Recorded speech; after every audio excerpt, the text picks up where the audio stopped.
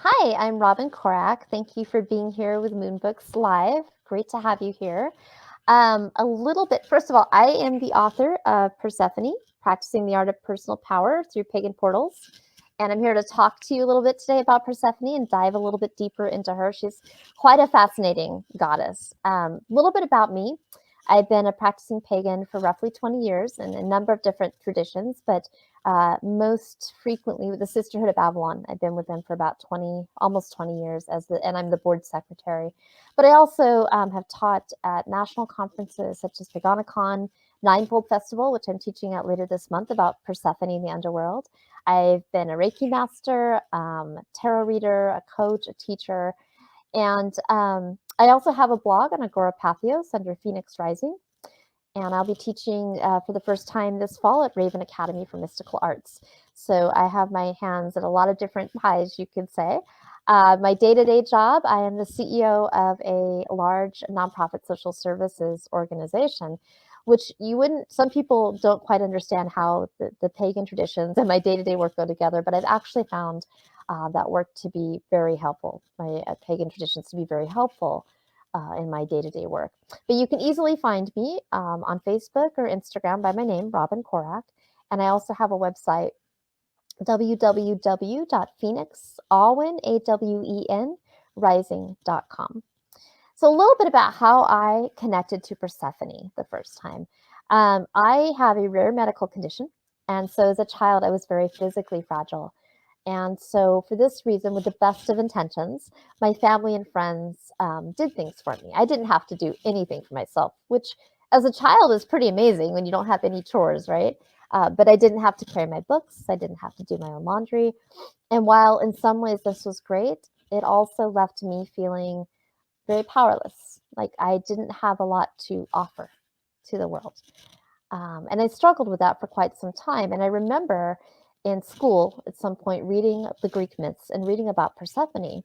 And I thought, wow, here is this goddess who is a lot like me in her maiden aspect. She is very much a victim in many ways. She's very much controlled by her mother initially, and then after that, of course, by Hades. And I thought, this is fascinating. I've never seen a goddess who was shown to not have power.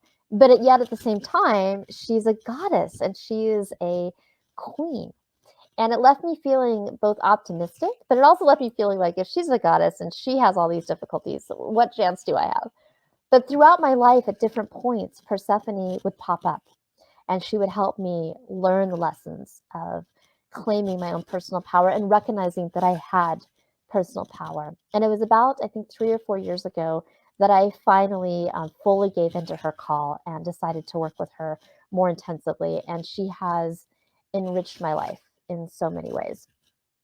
And what I think is very unusual about Persephone, if you look at the other Greek deities, is a lot of them, they come in roaring. The gods certainly come in letting you know that they are powerful and they are a force to be reckoned with. And even some of the Greek goddesses. I mean, when Aphrodite walks into a room, you know it. In the myths, when Hera is not somebody that you want to upset. Athena is that way as well. Persephone's power is a little more subtle. And really, what Persephone is about, I have found, is sovereignty.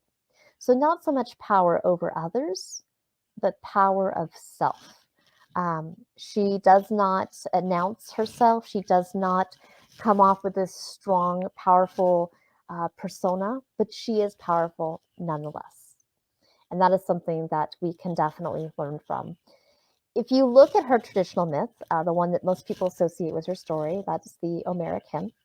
And of course, that was written in very patriarchal times, so we have to keep that in mind. But in that myth, of course, Persephone is very sheltered by her mother, Demeter. And so various gods have asked for her hand in marriage, and Demeter has said no to all of them. She intends to keep her daughter safe and innocent. And Persephone is out picking flowers one day with a group of friends. And what's really interesting about this myth, this telling of the myth, is that there's a conspiracy between Zeus, her father, Hades, her uncle, and even Gaia, her grandmother.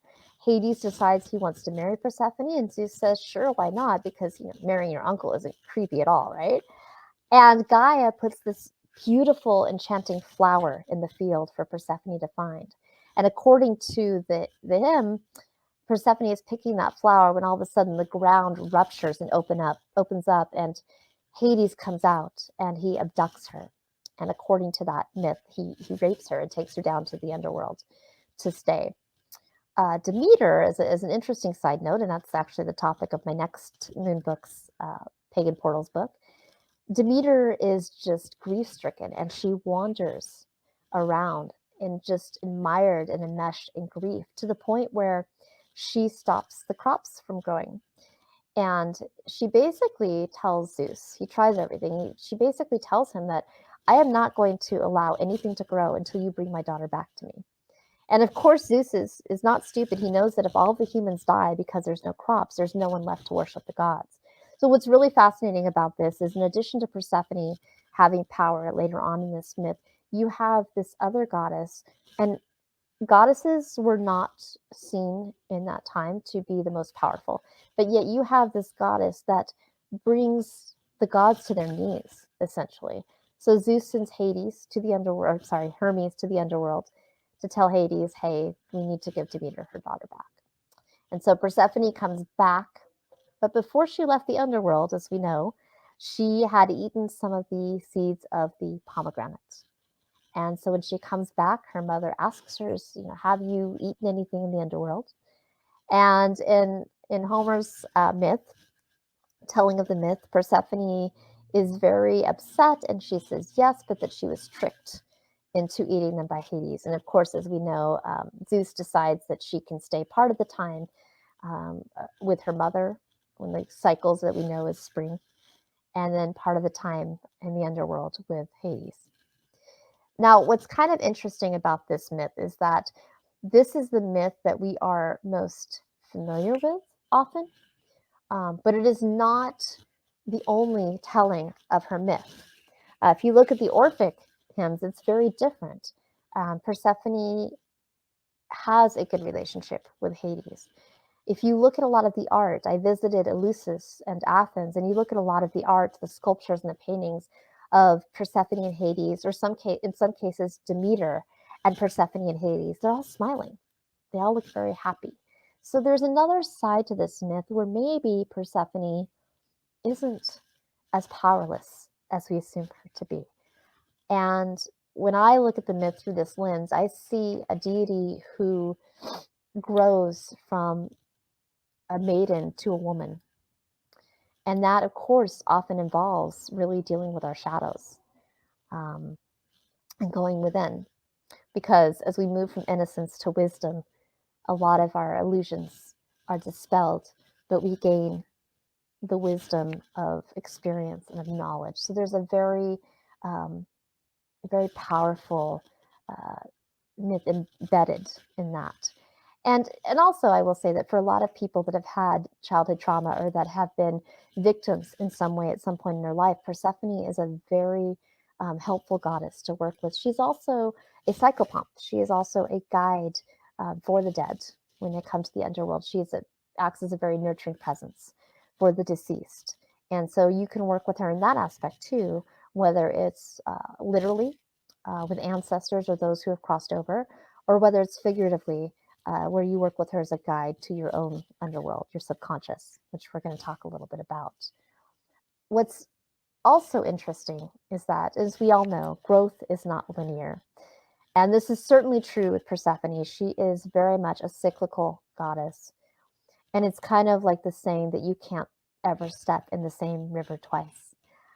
Throughout the year, throughout the cycles, we move from light to dark and light again, from birth to death and rebirth. And that is completely Persephone. Every year, as the agricultural cycle moves and goes, so too does Persephone's learning. So too does our evolution and our spiritual growth.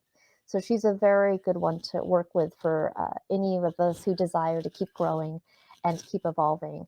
And she really does teach us to let go and shed that which no longer serves us, to make room to plant the seeds and grow that which we wish to bring into our lives.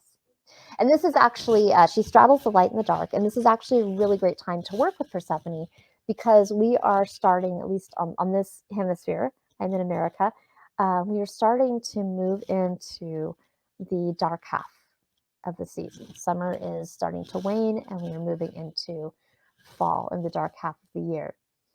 And agriculturally, there's a lot of agricultural symbolism in Persephone's myth and her story, because, as you may know, the Lucinian Mysteries were very attached to Persephone and Demeter.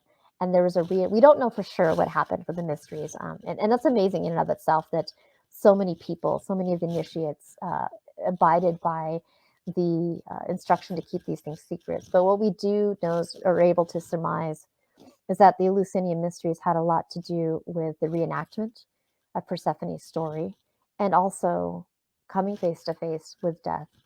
And some of the people who have gone through the initiation had said, and some of these were famous philosophers, had said that once they had been initiated, particularly with the greater mysteries, they no longer feared death. And so there's definitely something there to that whole theory of birth, death, and rebirth. The lesser mysteries, which was the first phase that people had to go through, took place in what was typically in Greece would have been February. It would have been February for us, but the greater mysteries took place in what we know is mid to late September. So again, the timing right now is just perfect for working with her, because this aligned for the Greeks with their first harvest. It was the time between the fallow period, where the fallow period was ending, but the fall rains hadn't started yet. And it's definitely a straddling between the barren and fertile periods. And what we find is that in the darkness, we find some of our greatest gifts and our greatest treasures. And symbolically, this is true. The Greeks referred to Plutos, which is another name for Hades, or Plutonon, as being a wealth, a place of wealth. And so we look at agricultural symbolism, we can look at it through the lens of spiritual growth. In Greece, the grain that was so important to the community was planted in the fall, grew in the winter, and ripened and harvested in the spring and the summer. And once the grains were harvested, they were put into these silos and put underground to be preserved. So the wealth of the community was literally kept in the physical underworld. What's also interesting is the pomegranate, which is the symbol that we most strongly associate with Persephone. It's a symbol of fertility, and it flowers in the early summer, and it ripens in fall, not too long after the grain has been put in the silos. So we see this symbol of fertility that ripens when most of the land is dark. And it just shows us that growth can and does occur even in the darkest of times. So we look at Persephone through a lens of descent and ascent. And descent is where we go into really looking in our subconscious, looking at our shadow wounds. And I think sometimes people think that if we just ignore our demons, we ignore our shadow wounds, they'll just go away. Really what happens when we ignore them is that they intensify. And we may not always know that. And if you've ever felt like or heard somebody say, why do I keep ending up in this situation? Why do I keep attracting the wrong types of people in my life? Why do I keep finding myself stuck? Oftentimes, it's the work of those shadow wounds that are manifesting in ways that we don't even realize. And for me, the analogy that is the most easy to understand for me personally is this analogy of a car. And when you're learning to drive, sometimes you have these cars where you, as the driver, have the steering wheel, but your teacher next to you in the passenger seat also has a steering wheel, and that steering wheel can correct anything you do wrong. So if you're driving like a maniac, really it's the teacher that has control. And for us, I think a lot of times through life, we feel like we are the ones driving, and we don't realize that our shadow wounds are manifesting in a way that they are taking control of the steering wheel without us even realizing it. So there's definitely some power there in our subconscious. But if we can face some of those shadow wounds head on, it's very scary, but it's also very freeing. It is a path to freedom. It requires a willingness to be vulnerable, and it requires a willingness to really be gentle with ourselves as well.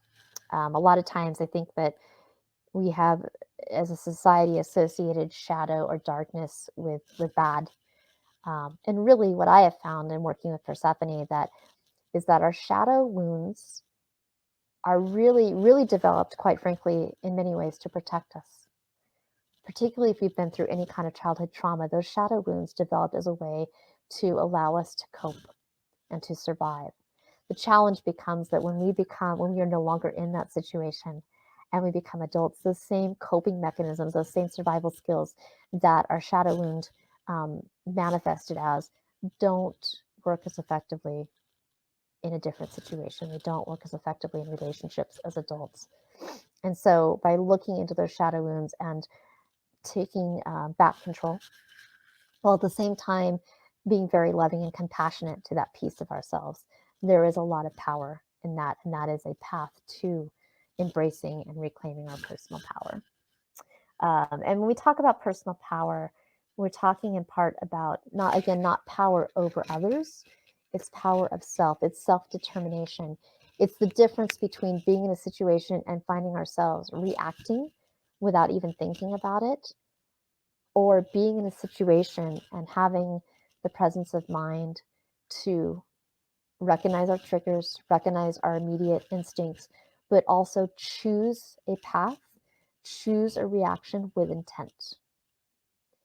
And that is a big part of what personal power is about. It's our own self-determination. It's power over self.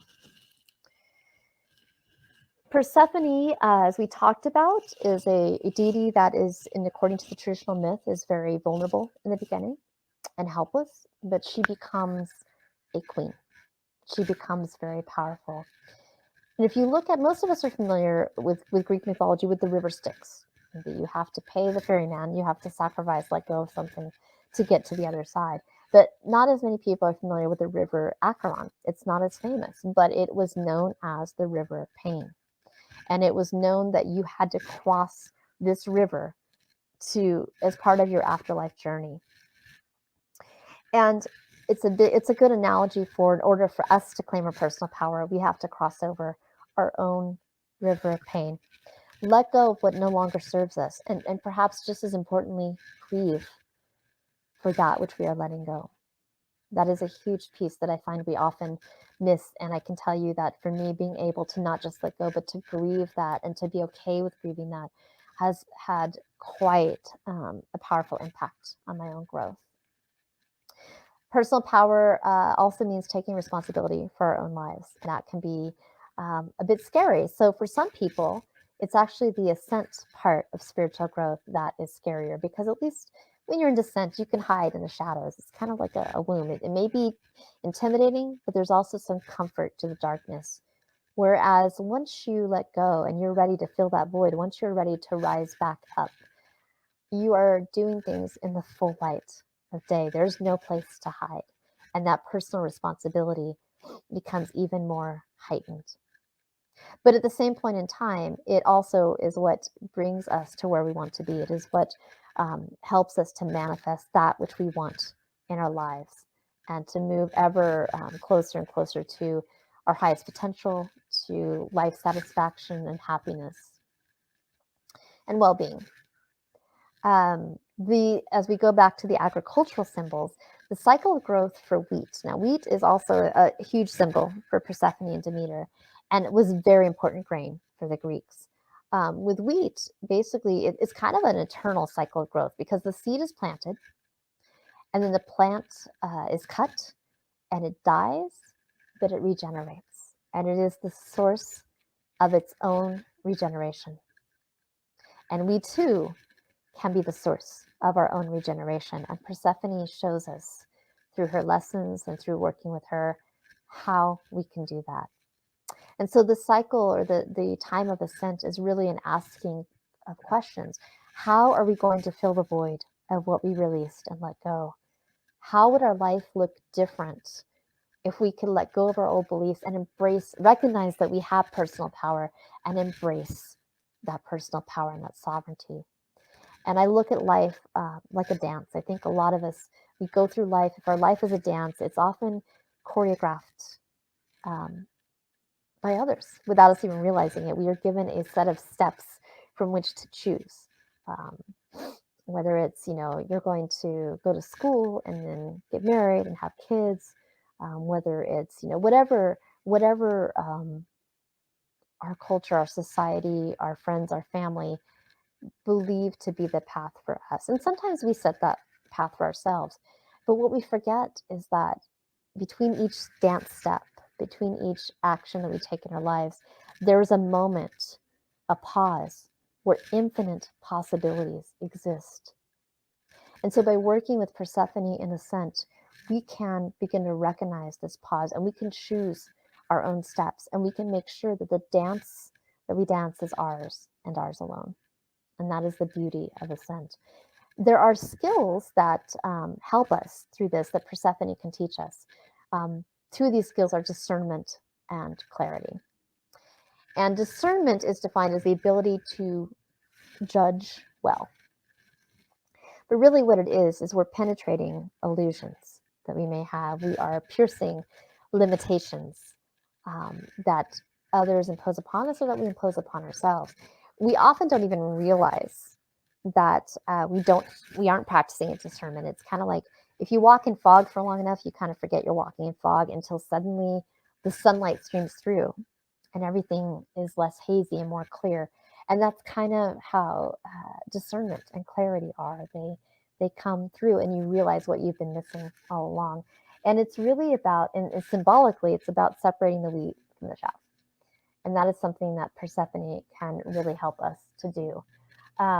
Persephone shows us that there is a third way. If you look at her myth, it seems very black and white, right? Her choices are she goes back to her mother, but she never gets to see Hades again.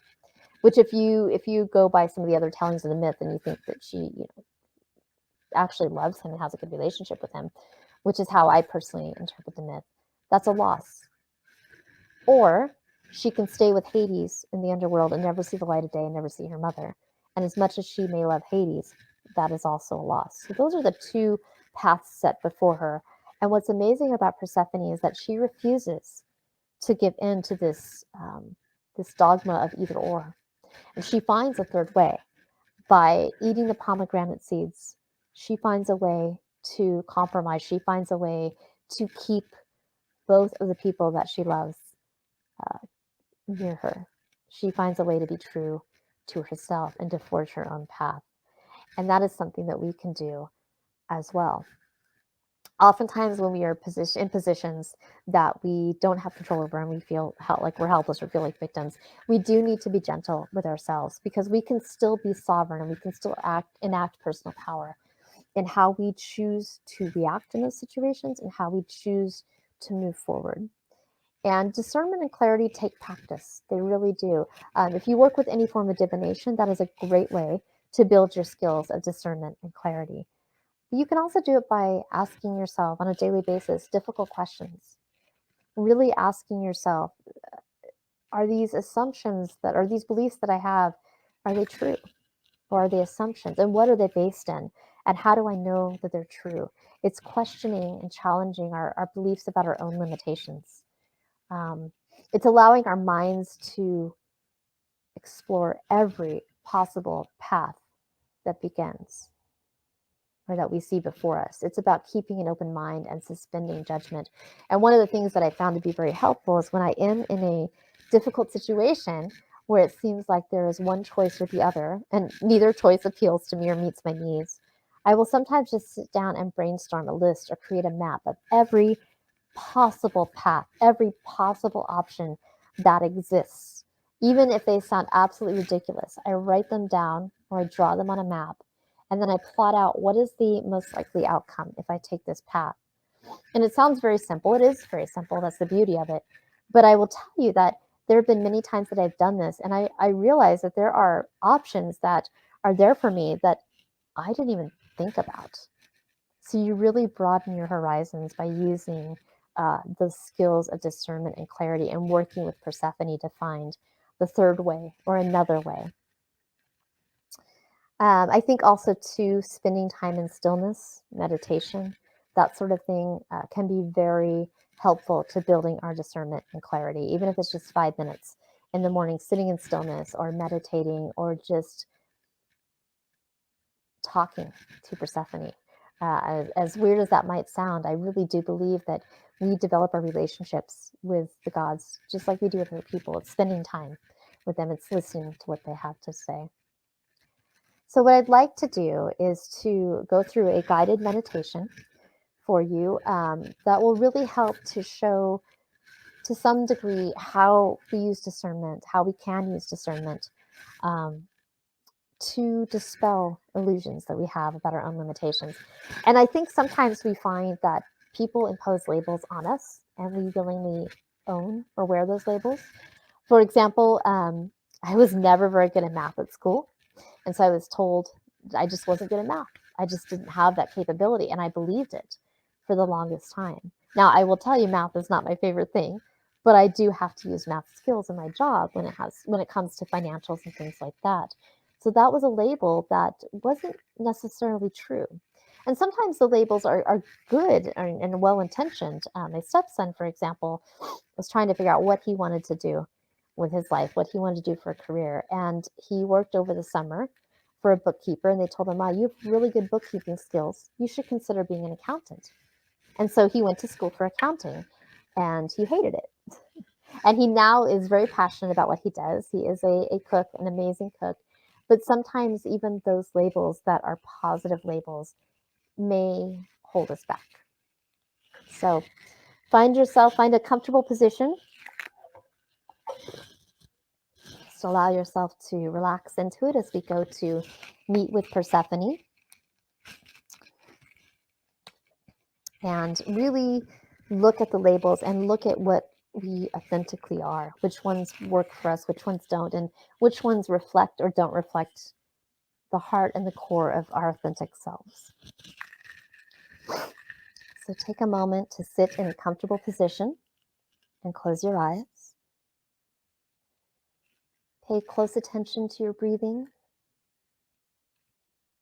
Breathe in and out slowly for a few cycles until you're ready to begin.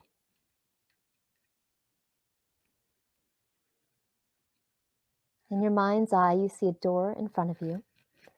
This could be any type of door, a large wooden door, a glass door, even a portal. When you are ready, step through the door. You notice that it is twilight and the land around you seems cold and barren. You pull your dark cloak around you as you shiver. Ahead, you see what appears to be the mouth of a cave and a beautiful young woman standing a few feet away. You make your way towards the cave and the woman greets you. Despite her beauty and her youthful appearance, her voice conveys maturity, self-assuredness, and strength. She takes your hand and begins to tell you more about the cave. I am Persephone, queen of the Underworld. This cave is the entrance to the Underworld, the place where souls must begin their journey to the afterlife.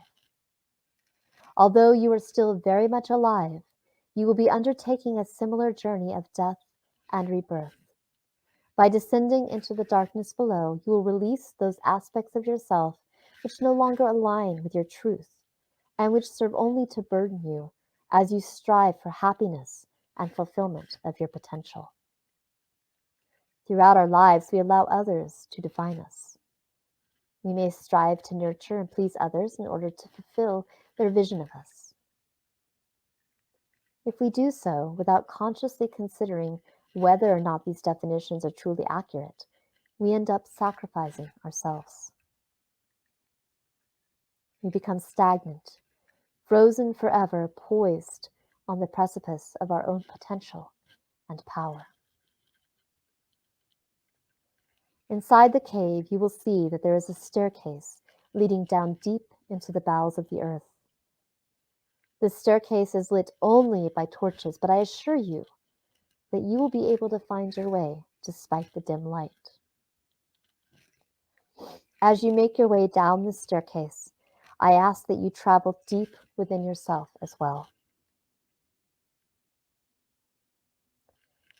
I ask that you identify the many parts which you feel compelled to play, the labels you wear, which are imposed upon you by others, society, even yourself.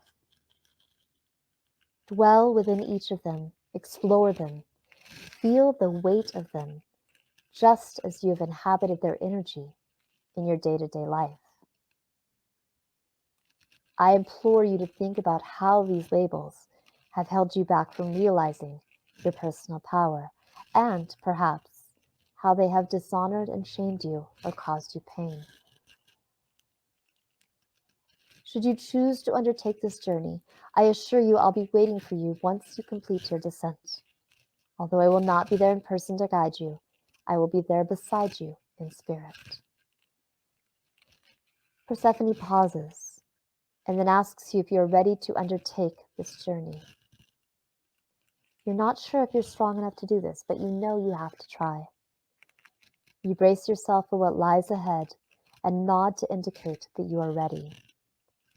Persephone leads you to the top of the stairway. You can see that the stairs spiral down, at times weaving in and out of what appear to be open rooms or tunnels. You realize that you cannot see where the staircase ends. Calling upon all of your courage, you take a deep breath and place your foot on the first step.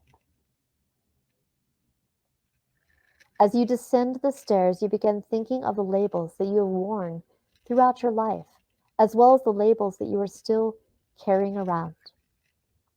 You start with the simple labels and expectations others have used to define who you are and or who you should be as a mother, a father, a woman, an employee, a man, a partner, a friend.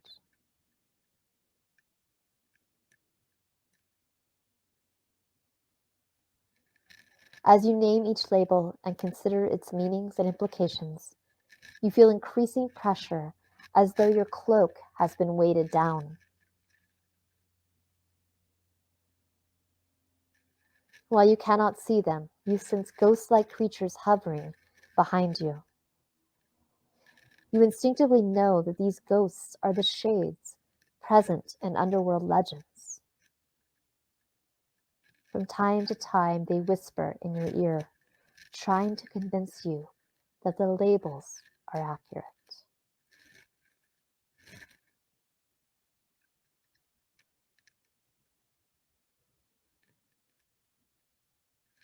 You continue your introspection and find that identifying the labels and what they mean to you is becoming more difficult and perhaps intimidating.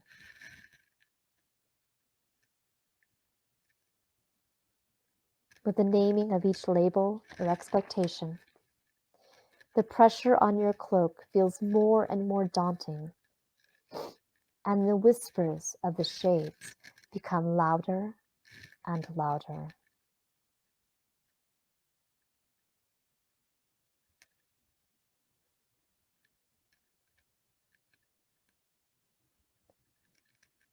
The light becomes dimmer, yet you manage to continue to make your way down the steps.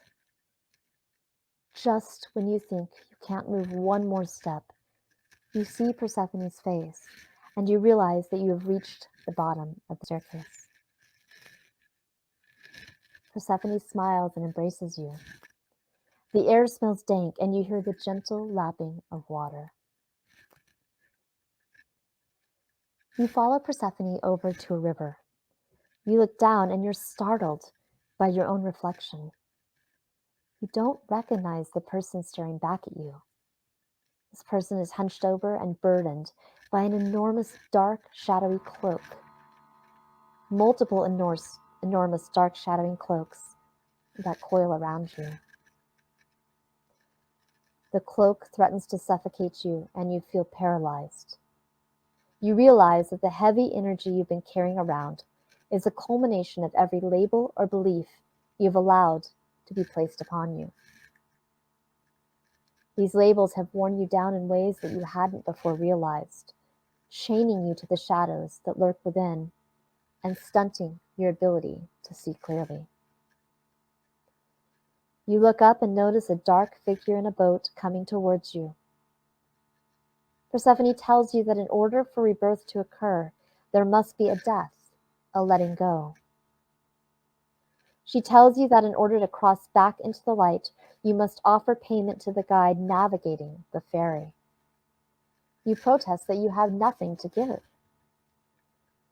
Persephone looks deep into your eyes and places her hands on your cloak. You realize that in order to claim your power and gain your freedom, you must let go of that which has burdened you. Your ardent desire to remove your cloak causes the shades that have been circling around you to shriek in protest. Despite their cries and despite the weight that you've been carrying, you manage to remove the cloak and you hand it to the man in the boat. Well done, my child, Persephone says as she embraces you once more. Your journey took great courage, and you will find that though others may feel challenged by your decision to shed those labels that do not align with who you know yourself to be, the reward will ultimately be as great as the journey has been daunting. Persephone assures you that she will be here for you, waiting, should you ever need guidance or feel the need to once again shed your skin and be resurrected in authenticity. You thank Persephone and you step into the boat. The boat seems to move forward of its own accord, and while it seems to move slowly, you reach the other side as if no time has passed. The guide silently steps out of the boat and motions for you to follow him. He makes his way to a room with a blazing fire. As though it is a funeral pyre, he lays the cloak to rest in the flames, and you feel conflicting emotions as you watch the labels carried by the cloak that once seemed such an integral part of you turn to smoke and ash. When the fire has subsided and there is no more evidence of the cloak, the guide points towards an uphill path leading out of the cave, and you understand that you are to make your way up the path.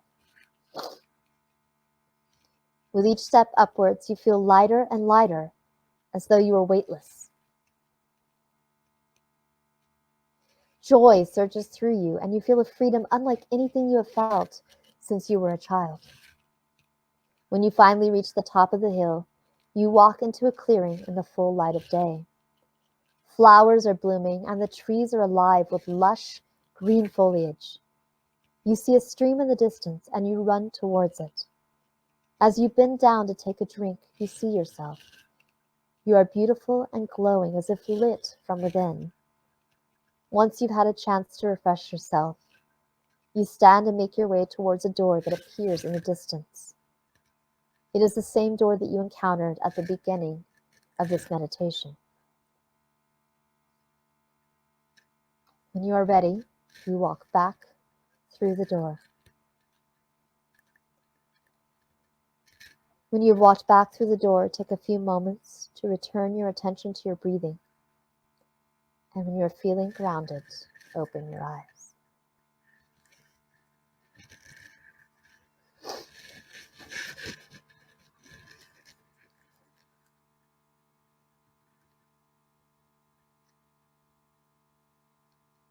So that is a meditation that can be found in my book. There are other meditations in there as well. But I find it very helpful to use that meditation when I start to feel stuck or I start to feel not like myself.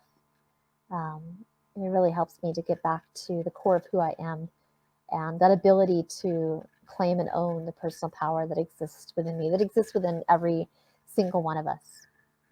So some simple ways to connect with Persephone on a daily or regular basis. One thing is to create an altar to Persephone. You can just let your creative imagination go wild. But for me, I have a candle. I have a representation of Persephone. I have a representation of a pomegranate. And the other thing I find that really is representative of her for me is dried flowers, because you have the flower aspect of Persephone in the goddess as the goddess of spring. But the dried flower piece also represents her role as the queen of the underworld.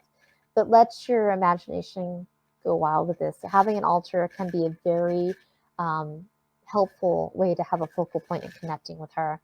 Journaling has helped me quite a bit. And there are some journal questions in the book as well.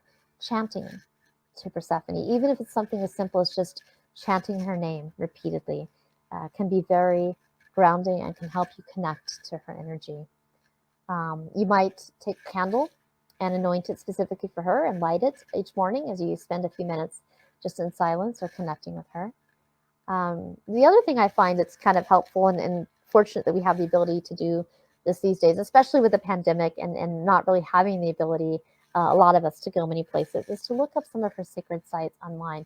So look up Eleusis, places like that. You can find plenty of pictures, and you can just use those pictures as part of a guided meditation. I think reading the various tellings of her myth can be very helpful in connecting with her.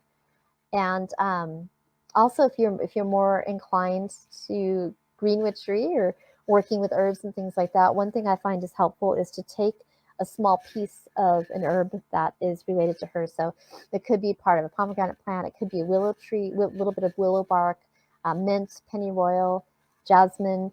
And I have a little pendant, what they call a reliquary, and it's basically a little pendant that you can open up and shut. And I just put a little bit of the plant material in there, and I wear it on a regular basis to connect with the energy, because really the energy of plants can also help us connect to the stories and the energies of the deities that we're working with. Um, Walking with her, just ask her to walk with you as you walk in nature somewhere, and think about how she would perceive things, what things would look like to her.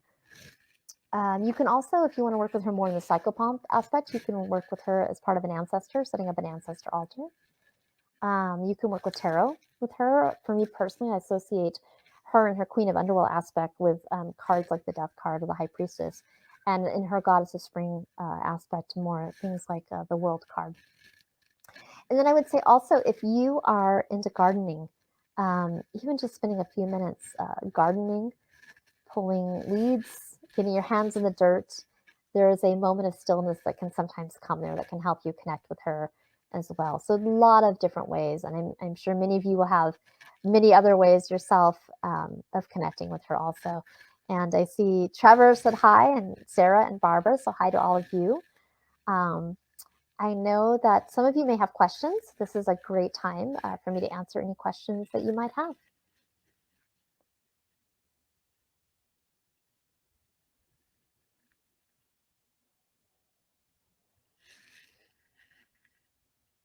All right, so it looks like we don't have any questions.